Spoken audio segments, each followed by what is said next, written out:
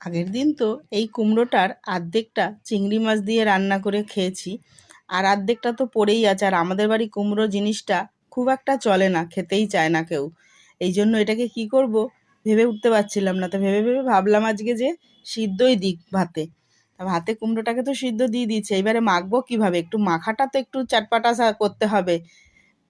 সেই জন্য প্রথমে রসুন আর শুকনো লঙ্কাকে লাল করে ভেজে নিয়েছি, আর এখানে পেঁয়াজ আর কাঁচা লঙ্কাকেও বেশ ভালো করে ভেজে তুলে নিলাম একেবারে লাল লাল করে। এইবার কুমড়োটা তো সিদ্ধ হয়ে গেছে, দেখুন কি পরিমাণে গরম।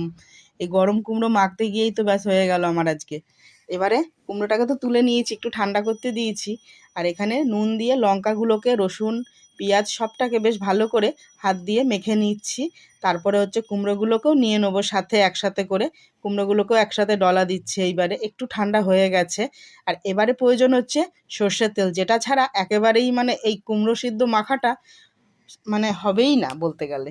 এবারে রেডি হয়ে গেছে, ভাতটা বেড়ে নিয়েই রাত্রিবেলা বসে পড়লাম। আর এটা আজকে হয়েছিল আমাদের রাত্রেবেলায়। রাত্রিবেলা গরম গরম ভাত দিয়ে যা খেলাম না, দারুণ লাগলো। ভিডিওটা ভালো লাগলে একটা লাইক করে দেবেন।